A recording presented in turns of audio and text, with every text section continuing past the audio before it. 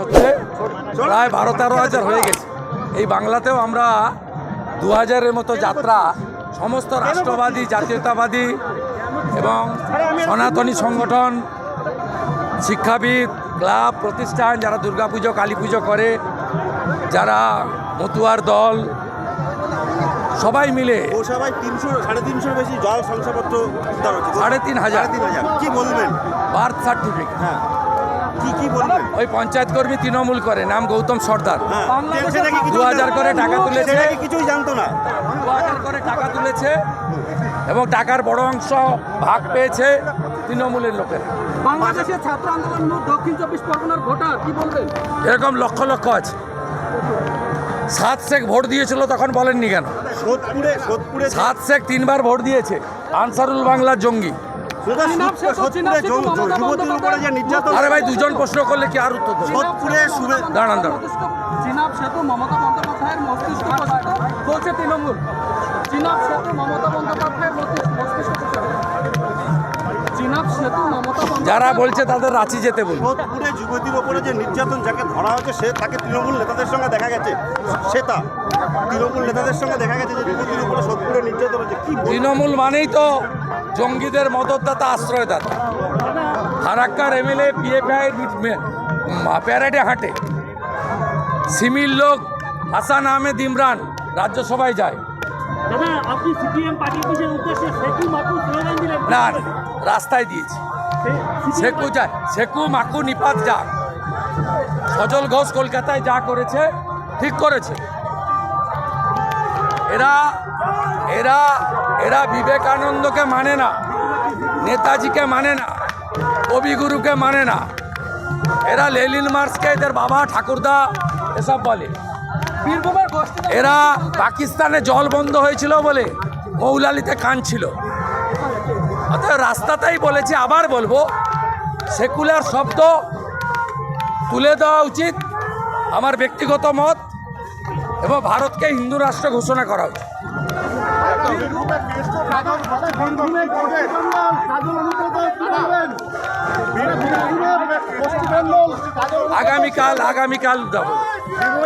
আগামীকাল নারী সম্মান যাত্রা, বোলপুরের আইসি স্ত্রী এবং তার মা, শুধু বোলপুরের আইসি স্ত্রী মা নন, গোটা বাংলার মহিলাদের প্রতিনিধি, তাদের যে ভাষায় সরাসরি মমতা ব্যানার্জির ক্লোজেস্ট লিডার দক্ষিণ হস্ত বারবার টেলিফোনে ধর্ষণ করবেন বলেছেন, তাই গোটা বাংলার নারী সমাজ অপমানিত এবং তারা মর্মাহত।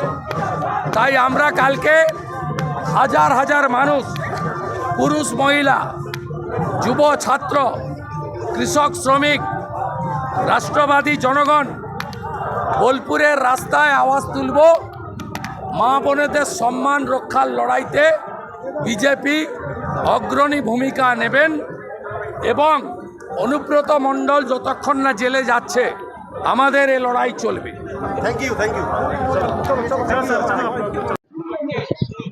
মমতা ব্যানার্জির ডান হাত, খুব ভারী নেতা অনুব্রত মণ্ডল 5বার টেলিফোনে বলেছে 4 থেকে 5 বার ধর্ষণ করব। একটু ভদ্রভাবে ভাষা বলেছে, আমরা মনে করি বোলপুরের স্ত্রী বা মা নয়, গোটা নারী জাতিরই অসম্মান। যেভাবে কুৎসিতভাবে আইসি বোলপুরের স্ত্রী এবং মাকে আক্রমণ করেছে, যা মুখে উচ্চারণ করা যাবে না, কানে শোনা যাবে না। আমরা মনে করি বাংলার কোটি কোটি মা, বোন, দিদি, মেয়ের সম্মান নষ্ট হয়েছে এবং মমতা পুলিশ গ্রেপ্তার না করে তাকে জামাই আদরে এখনো নিরাপত্তা দিয়ে রেখেছে। তাই কালকে হাজার হাজার হাজার বোলপুরের মানুষ নামবে। এই নারীদের, যারা আমাদের পৃথিবীর আলো দেখিয়েছেন, মা, বোন, দিদি, আমাদের কন্যাদের সম্মানের জন্য। ভাই आप पीछे जाओ तो, पीछे जाइए।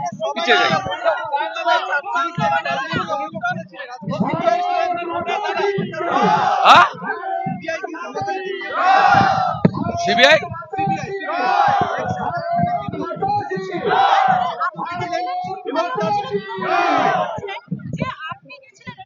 ওগুলো ওদের কাজ ওরা করছে, কোর্টের অর্ডারে করছে। ওদের যদি কিছু বলার থাকে কোর্টে গিয়ে বলুন, কোর্টে গিয়ে বলুন, ওরা কোর্টে গিয়ে বলুন।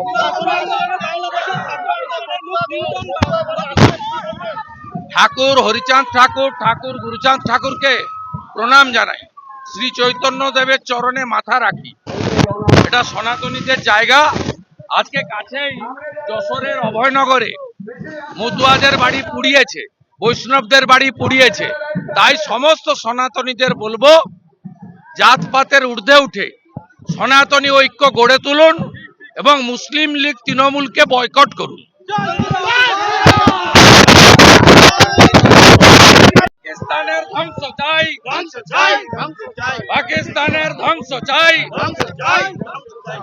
তোমরা করতে যেতে দিবে তো? হাজার হাজার মানুষ রাস্তায় নেমেছে, হাজার হাজার মানুষ রাস্তায় নেমেছে এবং এখানকার মানুষ সমগ্র বনগাঁ, গাইঘাটা থেকে শুরু করে বাগদা, পুরো বনগাঁ এলাকায়, বর্ডার তীরবর্তী এলাকা, এরা রাষ্ট্রবাদের পক্ষে।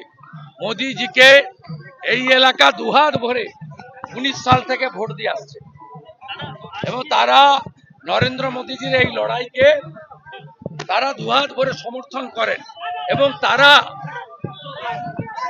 তাদের আত্মীয়রা যন্ত্রণাটা বোঝেন। বিশ্ব ব্যাংকের রিপোর্টে গত 11 বছরে দেশে চরম দরিদ্রের সংখ্যা কমেছে।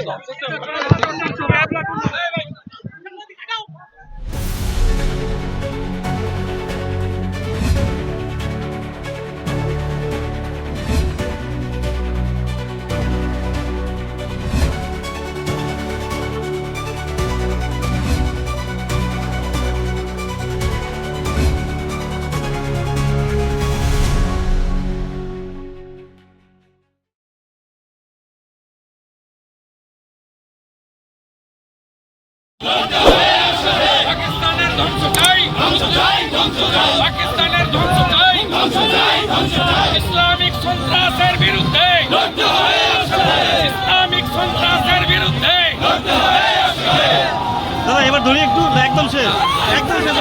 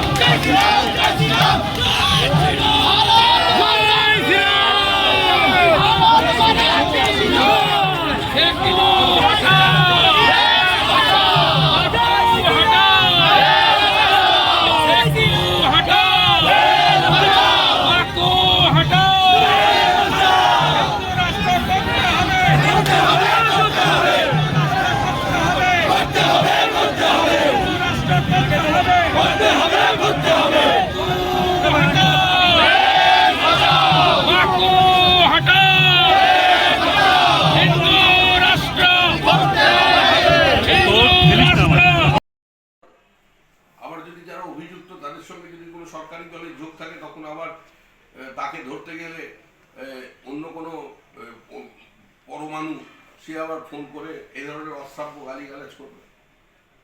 সেই জন্য পুলিশ কার্যত কিছু জায়গায় অসহায়, কিছু জায়গায় আত্মসমর্পণ করে ফেলেছে, আর কিছু কিছু ক্ষেত্রে অতি সক্রিয় তৃণমূলের কর্মী হিসেবে কাজ করছে। জ্যোতি বসুকে নিয়ে এবার গোটা পুলিশ প্রশাসনের রাজনীতিকরণ সম্পূর্ণ করেছে। পুলিশ কার্যত এখন একটা অধস্তন কর্মচারী, আর তৃণমূল কংগ্রেসের পোস্টার বয় হচ্ছে অনুব্রত মণ্ডল, সোনার টুকরো। অনুব্রত মণ্ডল হচ্ছে রোল মডেল অন্যান্য জেলায় তৃণমূল কংগ্রেস কর্মী নেতাদের কাছে। তো স্বাভাবিকভাবেই পুলিশ তার ফোন বাজেয়াপ্ত করবে না। যদি করত তাহলে আশ্চর্য হওয়ার মতো বিষয় ছিল, কিন্তু ফোন বাজেয়াপ্ত করেনি, এটাই তো স্বাভাবিক। এটাই তো তৃণমূলের কর্মসূচি। স্পিকারকে গিয়ে বলুন, উনি তো দেশের প্রধানমন্ত্রী সম্পর্কেও মন্তব্য করছেন, কখনো মিনি পাকিস্তানের কথা বলছেন, দাওয়াতে ইসলামের কথা বলছেন, তো বাড়ি ভেঙে পড়ছে, এগুলো দেখার দায়িত্ব কার? এ রাজ্যে কোথাও কোনো স্বশাসন বলে কিছু নেই, কোনো প্রশাসন নেই। যেটা আছে সেটা হলো রাজনৈতিক একদলীয় একচিটি একাধিপত্য। যেটা আছে সেটা হচ্ছে সম্পূর্ণ লুট, প্রাতিষ্ঠানিক লুট আর সীমাহীন লোক। এটা নিয়ে চলেছে পশ্চিমবঙ্গ। অবস্থায় ফিরিয়ে নিয়ে গেছে তৃণমূল কংগ্রেস পশ্চিমবঙ্গকে কলকাতা শহর। ধর্মতলায় দাঁড়ালেই বোঝা যাবে কলকাতা এখন কোথায় আছে। কলকাতা আছে কলকাতাতেই। এটা যদি 46 সালের প্রেক্ষিতে আজকে বলাটা সবচেয়ে ভালো। গড়িয়াহাটের দিকে তাকান, পশ্চিমবঙ্গ কলকাতা শহরের বিভিন্ন প্রান্তের ডেমোগ্রাফিক চেঞ্জ বলে দিচ্ছে পরিস্থিতি কোন দিকে যাচ্ছে। সভা, সেই বৈঠকের কারণে তাদেরকে ডাকা হয়েছে কাজল এবং অনুব্রতকে এই ইস্যুকে। দেখুন, কাজল অনুব্রতকে তৃণমূল কংগ্রেস ডেকে পাঠাচ্ছে, তার কোর কমিটির সদস্যকে ডেকে পাঠাচ্ছে, এর সঙ্গে প্রশাসনের কোথায় কি সম্পর্ক আছে? একটা দেশে তো আইনের শাসন চলে। যে পুলিশের দায়িত্ব হচ্ছে মানুষকে সুরক্ষা দেওয়া, যে পুলিশের দায়িত্ব হচ্ছে অপরাধমুক্ত করা সমাজকে, সেই পুলিশকে যখন সরাসরি আক্রমণ করা হচ্ছে, তার পরিবার, তার স্ত্রী, তার মাকে, কিন্তু তার বিরুদ্ধে পুলিশি ব্যবস্থা না নিয়ে, তাকে গ্রেপ্তার না করে, তাকে ডেকে পাঠিয়ে তৃণমূল কংগ্রেস কি বার্তা দিতে চাইছে? মানে তৃণমূলের জন্য আলাদা আইন আর অন্যান্য যারা আছেন তাদের জন্য অন্য আইন? এটা চলতে পারে নাকি কোনো দেশে? স্ত্রীকে নিয়ে, মাকে নিয়ে অশালীন অশ্রাব্য ভাষায় গালিগালাজ করলো। কোনো মহিলা কমিশন রাজ্যের, যারা ধারাবাহিকভাবে বিভিন্ন অন্যান্য রাজ্যের ইস্যুতেও ঢুকে পড়ে, তারা প্রবেশ করলো। এখানে মহিলা কমিশন বলে কিছু নেই। যেটা আছে সেটা হলো সম্পূর্ণ তৃণমূলের শাখা সংগঠন। তো স্বাভাবিকভাবেই মহিলা কমিশন এখানে ঢুকবে, এটা তো মনে করবার কোনো কারণ নেই। আর অনুব্রত মণ্ডলের পথটাই তৃণমূলের পথ, সেটাই তৃণমূল প্রমাণ করছে। কিন্তু প্রশ্ন হলো যে রাজ্য পুলিশের ডিজি তিনি কি করছেন? তিনি তো একজন আপরাইট পুলিশ অফিসার বলে তার বিরুদ্ধে যতই অভিযোগ থাকুক না কেন বলি মানুষের জানা। তবে যে রাজ্যে পুলিশের মনোবল যেভাবে ভেঙে দেওয়া হচ্ছে এবং যেভাবে পার্শ্ববর্তী রাষ্ট্র বাংলাদেশের এই অস্থিরতা নিয়ে আজকে যার প্রভাব পড়ছে পশ্চিমবঙ্গের বিভিন্ন জায়গায়, সেখানে পুলিশ যদি সম্পূর্ণভাবে মনোবল ভেঙে যায়, হারিয়ে ফেলে, তাদের মেরুদণ্ড ভেঙে দেওয়া হয়, তাহলে ভবিষ্যৎ কি পশ্চিমবঙ্গের আভ্যন্তরীণ নিরাপত্তা? সিপিআইএমকে গ্রহণ করেছে, পরীক্ষা করেছে, প্রত্যাখ্যান করেছে। সিপিআইএম একটার পর একটা কর্মসূচির ঘোষণা করে, রণহুঙ্কার দেয়, এখানে তৃণমূলের বিরুদ্ধে লড়াই করে, তৃণমূলের দুর্নীতি, তৃণমূলের সীমাহীন লোভের কথা বলে, আর দিল্লিতে গিয়ে একই যোগে তৃণমূলের সঙ্গে অবস্থান করে, একসঙ্গে পার্লামেন্ট বয়কট করে। তো এইসব মানুষ তো দেখে পশ্চিমবঙ্গের অভ্যস্ত। এখানের মানুষ রাজনীতি সচেতন, তারা জানে তৃণমূলকে কারা হারাতে পারবে, মানুষ তাদের সঙ্গেই থাকবে, সিপিএম এর সমর্থকরাও তাদের সঙ্গে থাকবে। একটা বিষয় সেটা হচ্ছে যে গতকাল ঈদ উল ফিতর গিয়েছে, আল্লাহ ঈদ। তো সেই জায়গায় আজকে বিজেপি রাজ্য সভাপতি সামাজিক মাধ্যমে পোস্ট করেছেন। দেখা যাচ্ছে যে বাংলাদেশে যেভাবে ঈদের পরবর্তী দিনে দেখা যায় রক্ত স্নাত রাস্তা, ঠিক তার অনুরূপ ছবি কলকাতাতেও, এবং উত্তর কলকাতার ছবি। এবং দেখা যাচ্ছে যে মিউনিসিপ্যালিটির যে ট্যাপ কলগুলো রয়েছে, সেই কল খুললে রক্তমাখা জল আসছে। সাধারণ বাসিন্দারা অভিযোগ করছে। দুয়ারে মুম্বাইয়ের পরিচালকদের সঙ্গে প্রাথমিক পর্যায়ের কথাও হয়েছে। মানে পশ্চিমবঙ্গ এবং ভারতীয় রাজনীতিতে জ্যোতি বসুর একটা সময় যে প্রাসঙ্গিকতা ছিল, সেটাও মোটামুটি কার্যত লাটে তুলে দেওয়ার ব্যবস্থা করবে সিপিআই। বায়োপিক হতেই পারে, জ্যোতি বসুর মতো একজন ব্যক্তিত্ব, তাকে নিয়ে যদি কেউ বায়োপিক তৈরি করে ঠিক।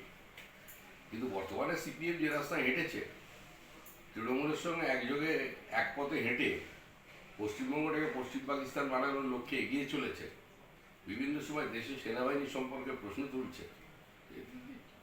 এরা আর এখন বায়োপিক বানাক আর কেউ কারোর আত্মজীবনী লিখতে বসে পড়ো, খুব একটা কিন্তু যায় আসে না। এই মুহূর্তে সিপিআইএম এ রাজ্যে এবং দেশে অপ্রাসঙ্গিক